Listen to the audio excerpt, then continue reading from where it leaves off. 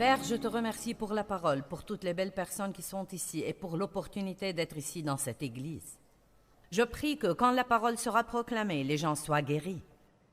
Le psaume 107, 20 dit que tu envoies ta parole et que tu les guéris et les délivres de la fosse et de la destruction. Aussi, je m'attends à ce que les gens soient guéris physiquement et mentalement, émotionnellement, spirituellement, de toutes les manières. Merci aujourd'hui de ce que nous pouvons apprendre. Amen. Je veux vous parler aujourd'hui d'avoir un rêve pour votre vie. Il est très important d'avoir des rêves et des visions, et je ne pense pas que vous ayez besoin d'en recevoir un de la part de Dieu. Vous pouvez en avoir un. La Bible dit que les vieux auront des songes et les jeunes gens des visions. Je pense que souvent les gens restent là à attendre un événement surnaturel, une voix. Ils attendent une parole prophétique, une apparition angélique qui leur donne en fait une certitude sur ce qu'ils sont supposés faire. Mais la plupart du temps, vous devez juste aller de l'avant et découvrir par vous-même. Beaucoup pensent, je ne sais pas ce que Dieu veut que je fasse. Pourquoi ne pas essayer plusieurs choses et trouver assez vite ce qui marche et ce qui ne marche pas? Je voulais vraiment être utilisée par Dieu. J'étais juste remplie du désir d'être utilisée par Dieu. Et donc, j'ai simplement commencé à faire quelques trucs. Notre église emmenait des gens dans les rues le samedi matin et distribuait des tracts, et pour être honnête, ce n'est pas quelque chose pour lequel je me sens très douée, mais je voulais servir le Seigneur. Alors j'y allais. Il faisait froid, je n'étais pas à l'aise. Nous traînions nos enfants jusqu'aux rues du centre-ville à Saint-Louis chaque samedi. Et le premier tract sur l'évangile que j'ai donné, le gars l'a remis dans ma main et a dit « Je ne veux pas ». Et a ajouté quelques mots choisis. Et ensuite, j'ai travaillé dans une petite garderie. Eh bien... Pourquoi est-ce que vous riez? Ça n'a pris aux enfants et à moi que 2 semaines pour savoir que ce n'était pas vraiment mon onction. Et vous savez, je devrais dire que j'étais juste le genre de personne qui était déterminée de servir Dieu. Je voulais être utilisée par Dieu et donc, j'ai essayé différentes choses. Parfois, vous avez juste à... C'est un peu comme quand vous achetez des vêtements. Vous devez les essayer pour trouver ce qui va. Et je pense que souvent, c'est comme cela dans la vie. Vous devez juste essayer des trucs pour pouvoir trouver ce qui va. Donc, ne soyez effrayés de sortir, d'avoir des rêves, d'avoir des visions, des espérances, et croyez toujours au miracle. Il y a des rêveurs qui ne travaillent pas, et des travailleurs qui ne rêvent pas, et les deux sont mauvais. Donc, pensez à cela. Et si vous êtes une personne dure à la tâche, mais vous n'avez pas de rêve? Beaucoup de gens sont comme cela. Ils se lèvent juste le matin et y vont et font ce qu'il y a à faire là, mais ils n'ont aucune espérance ni aucun rêve au-delà du chèque du vendredi et des factures à payer et de recommencer la semaine suivante. Et quand nous vivons comme ça, nous nous ennuyons tellement. C'est exactement la même chose, la même chose, la même chose. Ennuyeux, ennuyeux, ennuyeux. Est-ce qu'il n'y a rien de plus que cela dans la vie? Quand est-ce que quelque chose de passionnant va m'arriver? Et donc, ils sont passifs. Vraiment. Si vous travaillez, vous devez avoir un rêve. Vous devez avoir une espérance pour ce que vous allez faire avec le fruit de votre labeur. Vous devez croire que vous pouvez monter plus haut. Vous devez croire que Dieu va faire quelque chose de plus grand avec vous. Et puis, il y a des rêveurs qui ne travaillent pas. Et ça, c'est vraiment fou, parce que la Bible dit, en Ecclésiaste 5:3, « Un rêve se réalise avec beaucoup de travail et un effort pénible. » Je vais le répéter, car certains ont un rêve, mais si vous n'êtes pas désireux de faire le travail, et même parfois passer par la partie pénible. Vous savez, je crois qu'avoir un rêve, c'est comme être enceinte. Il se peut qu'il y ait des femmes qui accouchent sans absolument aucune peine, mais il n'y en a pas beaucoup.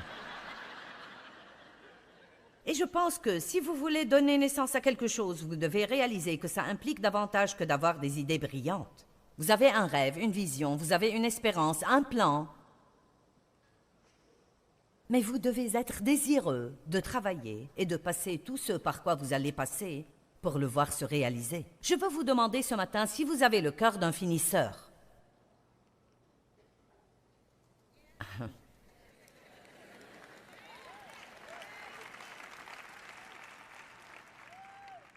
En Jean 17,4, Jésus a dit « Père, glorifie-moi auprès de toi-même, car j'ai achevé l'œuvre que tu m'as donnée à faire. » Et je ne sais pas comment vous expliquer cela. C'est un de ces trucs surnaturels.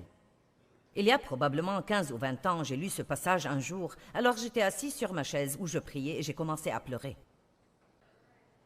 Et j'ai su à ce moment-là qu'il était extrêmement important pour moi de finir ce que Dieu m'a donné à faire. Vraiment, ce n'est pas si difficile de commencer. Tout le monde est excité, tout le monde est enthousiaste. Comme c'est nouveau, ça vient avec une certaine quantité d'émotion et d'enthousiasme. Mais tout cela va s'atténuer. Vous allez arriver au point où plus personne n'applaudit. Il n'y a plus que vous, et vous commencez à vous demander si ça va s'arrêter. Et c'est là que vous devez décider si vous allez pouvoir aller jusqu'au bout avec Dieu. Et ça peut être aussi simple que de décider que vous allez sortir des dettes, décider de recouvrer la santé. Beaucoup de gens ont une mauvaise santé, mais vous n'êtes pas obligé de rester en mauvaise santé. Vous pouvez faire des choses pour vous aider à retrouver la santé. Et il se peut que ça prenne du temps, mais vous le pouvez.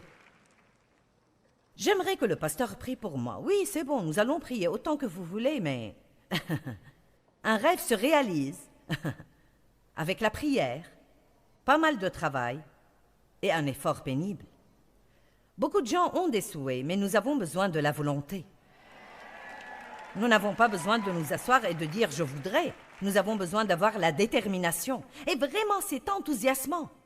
Personne n'est plus mécontent que celui qui reste là à espérer que quelque chose de bon va lui arriver, mais sans jamais faire d'effort pour le voir arriver. J'ai entendu quelque chose que j'ai aimé. Plus vous en faites, plus vous êtes capable d'en faire, et moins vous en faites, moins vous êtes capable d'en faire. Je veux répéter. Plus vous en faites, plus vous êtes capable d'en faire, et moins vous en faites, moins vous êtes capable d'en faire. Ayez un rêve pour votre vie. Que vous vouliez sortir des dettes, avoir une maison propre et voir votre mariage être un mariage vraiment réussi, pas seulement correct où on se débrouille, un mariage du type « nous allons tenir, mais je ne t'apprécie même pas ». Et ne pensez pas que c'est l'autre personne qui va tout régler. Vous ne pouvez probablement pas tout faire pour ça. Mais que diriez-vous de venir devant Dieu et de dire « Dieu, je vais faire tout ce que tu me dis de faire et puis je vais te laisser t'occuper du reste ». Ou peut-être vous avez le rêve ou la vision d'être utilisé par Dieu. Ou peut-être vous êtes venu ici et la vérité c'est que vous n'avez aucun rêve au-delà du dimanche après-midi. Ce que vous allez faire demain, je ne sais pas. Juste attendre et voir ce qui arrive, je pense. Il ne se passera rien dont vous pourrez être fier, je peux vous le dire. Vous devez avoir un plan et être capable de concevoir. Une femme ne peut pas être enceinte si elle ne peut pas concevoir. Et le mot concevoir veut dire croire. Donc dans le naturel, vous concevez la semence d'un mari et vous devenez enceinte. Dans l'esprit, vous concevez spirituellement la semence des rêves et de l'espérance et de la foi que Dieu met en vous et vous êtes enceinte. Mais ce n'est pas tout, n'est-ce pas? Combien vont passer la grossesse? Combien vont être en travail et accoucher? On ne parle pas seulement d'accouchement. On n'est pas immédiatement à la maternité. Il y a le travail puis l'accouchement. Amen? Maintenant, les gars, vous n'avez qu'à faire marcher votre imagination ce matin parce que j'aime utiliser cet exemple quand je prêche sur ce sujet. Que voyez-vous pour votre avenir? En Genèse 13, nous voyons une situation où Dieu a béni Abraham et son neveu Lot à un tel degré. Ils ont eu tellement de bétail et ils ont eu tellement de serviteurs que les serviteurs eux-mêmes se battaient entre eux pour savoir quel troupeau allait avoir l'herbe. Les gens trouvent n'importe quel sujet pour se battre. Et donc Abraham, qui était un homme de Dieu vraiment sage, a pris l'initiative et est allé voir Lot et a dit « Je te prie qu'il n'y ait pas de conflit entre nous. » Voilà qui attire l'attention de Dieu. Les artisans de paix attirent son attention. Nous voulons que tout le monde soit en paix avec nous, mais voulez-vous être un artisan de paix? Il est allé voir Lot, qui était son neveu, qui n'aurait rien eu si Abraham ne l'avait pas béni. Et il aurait été facile d'avoir l'attitude. Et qui crois-tu que tu es? Tu n'aurais rien si ça ne venait pas de moi. S'il y a un problème ici, c'est moi qui prends l'herbe. Mais non, il est allé à lui et a dit « Je t'en prie qu'il n'y ait pas de conflit entre nous. » Si vous êtes marié et que vous avez une dispute avec votre mari ou votre femme, voulez-vous être le premier qui vient faire la paix?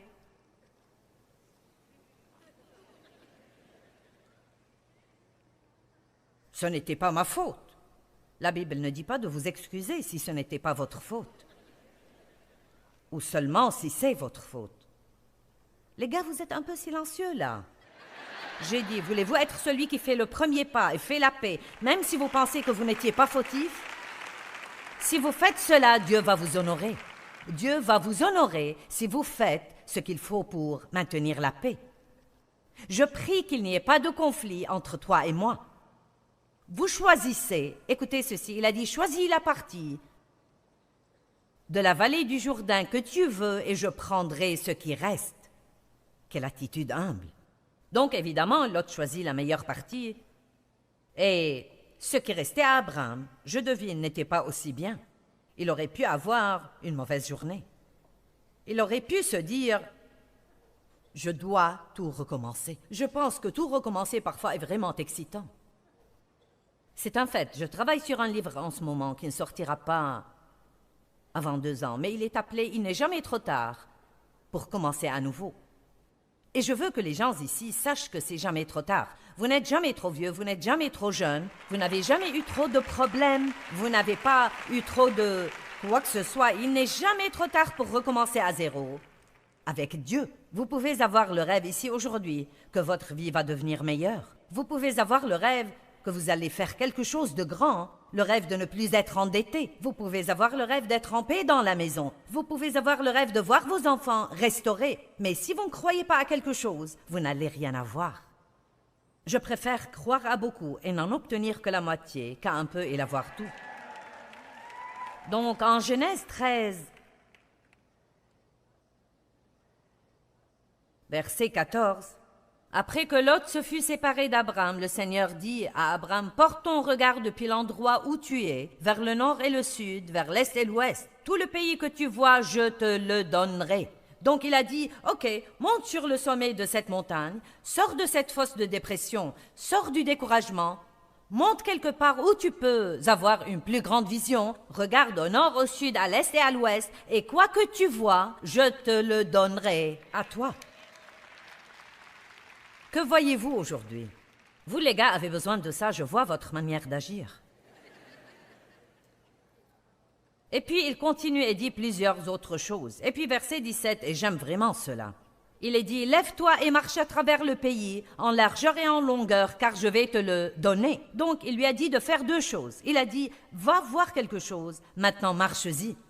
Va voir quelque chose, maintenant marche-y. » Il y a de nombreuses années, alors que j'étais en train d'écouter le tout premier enseignement sur une cassette que j'ai écoutée, j'avais été touchée par Dieu formidablement juste quelques semaines auparavant et j'avais été puissamment remplie du Saint-Esprit.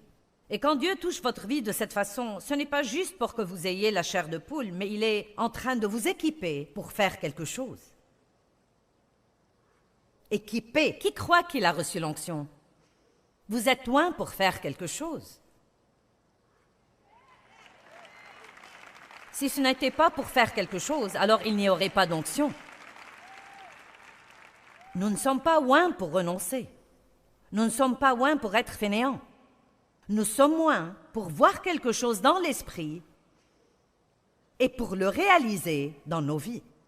Ce jour-là, alors que j'écoutais cet enseignement qui était pris de Marc chapitre 4, intitulé « Traverser jusqu'à l'autre côté », et j'avais été dans l'église depuis de nombreuses années, mais je n'avais jamais entendu quelqu'un prêcher 1 heure entière. Nous avions des sermons de 15-20 minutes. Je ne pouvais pas croire que quelqu'un puisse prêcher pendant 1 heure entière sur un seul verset et que je pouvais être intéressée. Pourquoi est-ce que je l'ai apprécié? C'était loin. Et là où il y a l'onction, vous pouvez écouter toute la journée, Parce que ce n'est pas vraiment une personne qui vous parle, c'est Dieu qui utilise cette personne pour vous parler. Et ça ne tombe pas juste dans votre tête, ça descend dans votre cœur et vous témoignez que c'est une parole qui vient de Dieu.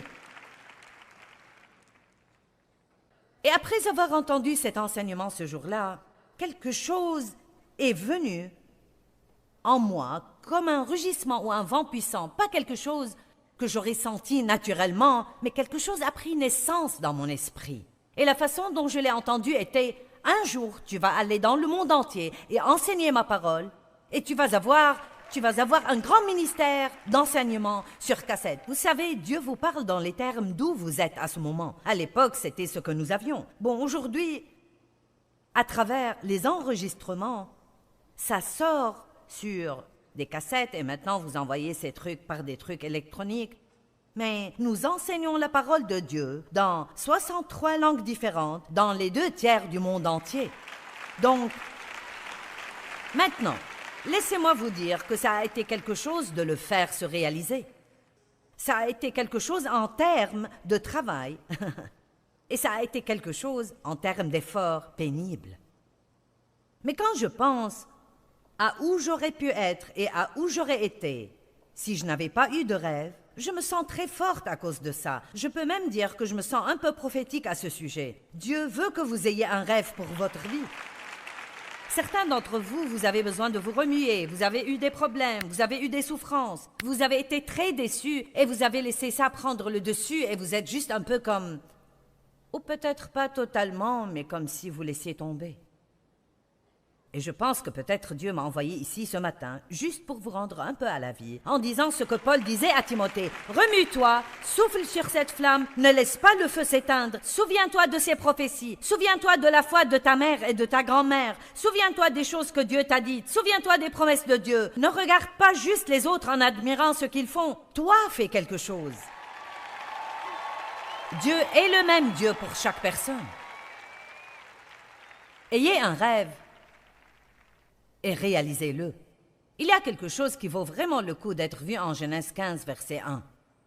Après ces événements, la parole de l'Éternel fut adressée à Abraham dans une vision en ces termes. « Sois sans crainte, Abraham, je suis moi-même ton bouclier, ton abondante compensation et ta récompense sera très grande. » Donc, voici Dieu qui donne à cet homme Abraham une grande parole pour sa vie. Et Abraham répond en disant, « Dieu, que me donneras-tu? Je m'en vais sans enfant, et l'héritier de ma maison, c'est mon serviteur Eliezer de Damas. Que peux-tu me donner, Dieu? Tout ce que j'ai, je n'ai même pas d'enfant à qui le laisser. Je vais devoir le laisser à cet employé. » Verset 3, et il ajouta, « Tu ne m'as pas donné de descendance. » Et celui qui est né dans ma maison sera mon héritier. Il ne l'a pas dit une fois, il l'a dit 2 fois. Il était absolument convaincu que Dieu n'était pas en train de lui parler à lui. Dieu est en train de vous parler à vous aujourd'hui. À vous. À vous. Ok, ne rendez pas cela si difficile, je n'ai qu'un temps limité. À vous!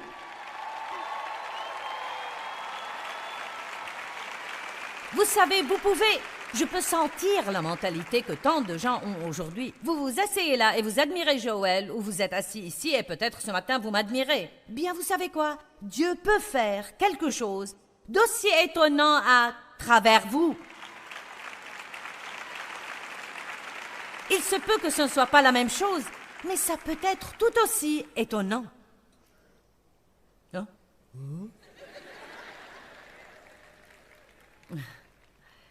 Vous devez être capable de concevoir. Je veux qu'un tas de gens aujourd'hui tombent enceints.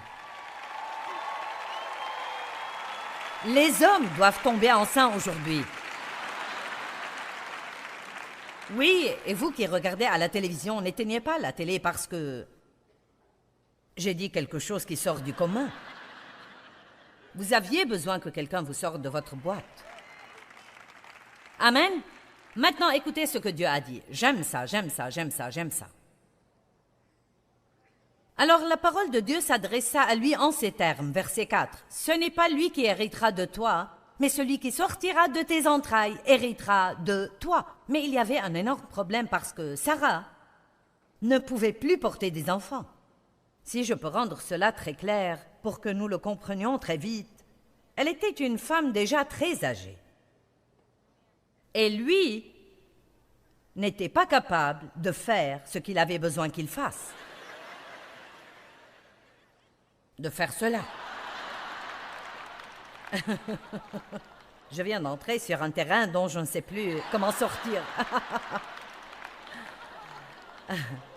L'un des deux avait environ 90 ans et l'autre 100. Et donc, voilà Dieu qui dit, « Oh, vous, je vais vous bénir et je vais vous multiplier. Et vous allez être ceci et cela. » Et lui, « Je n'ai même pas d'enfant. » Et puis la deuxième fois, il dit, « Je n'ai même pas d'enfant. » Et Dieu lui dit, écoutez, verset 5. Il le fit sortir de sa tente sous les étoiles et lui dit, « Contemple donc le ciel, compte les étoiles, si tu peux les compter. » Puis il lui dit, « Telle sera ta descendance. » Et Abraham eut foi dans le Seigneur. Maintenant, écoutez. Il y a quelque chose que nous ne voulons pas rater. Pourquoi Dieu a-t-il dû le faire sortir de sa tente? Parce que parfois, quand nous contemplons trop longtemps le problème, la même vieille tente, les mêmes 4 murs, les mêmes factures, pas d'argent, mal au dos, les enfants bruyants, les couches sales, la vaisselle sale, le réfrigérateur qui est encore cassé.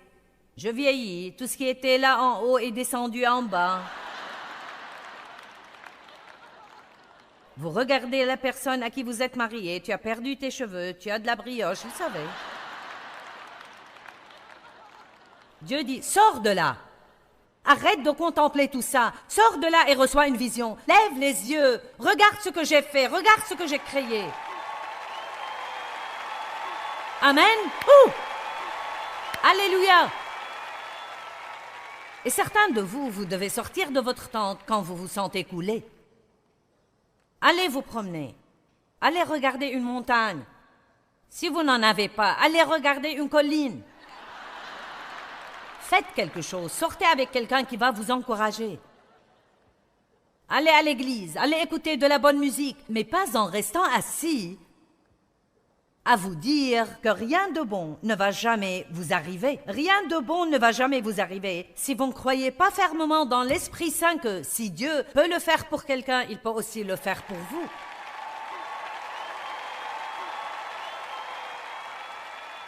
Les vieux auront des songes et les jeunes gens des visions. Joël 2, 28.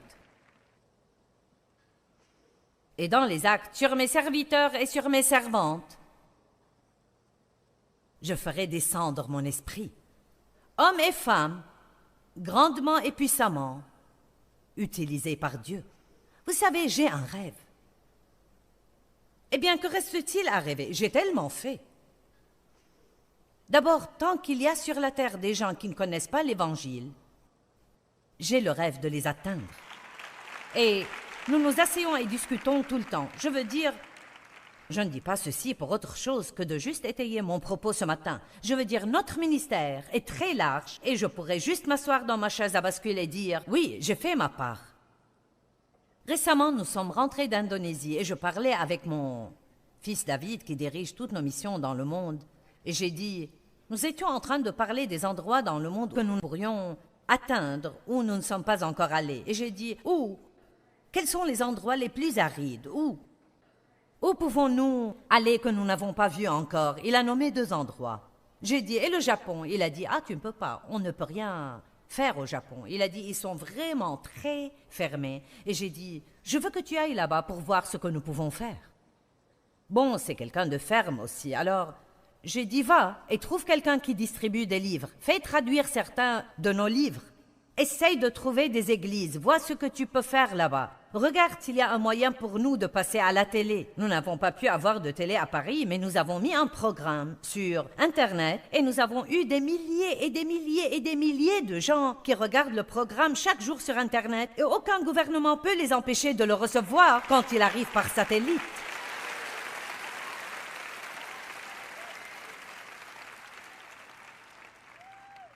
Donc vous attendez et voyez, je le déclare juste en avance. Nous allons faire quelque chose au Japon. Les portes vont s'ouvrir. L'évangile va être prêché là-bas. Je crois que je serai capable d'être à la télé et multiplier les âmes qui vont être sauvées maintenant. Cette année, à mon anniversaire, j'aurai 70 ans. Voilà. Dodie et moi avons fait un pacte. Elle a dit, j'ai 80 ans cette année et toi 70. J'ai dit, je vais te dire, quand tu auras 100 ans et moi 90, je viendrai ici le dimanche et je prêcherai. Vous devez avoir un rêve. Les gens me demandent, quand est-ce que vous prenez votre retraite? Ne me parlez pas de retraite. Comment voulez-vous prendre la retraite d'un appel sur votre vie? Ce n'est pas un travail pour lequel je suis allée postuler et après tant d'années, j'ai une pension et je peux m'arrêter. J'espère que quand Jésus viendra me prendre, je serai en train de faire ça. Et vous savez quoi? Mon don, c'est ma bouche. Donc même si je dois m'asseoir quelque part, je peux parler.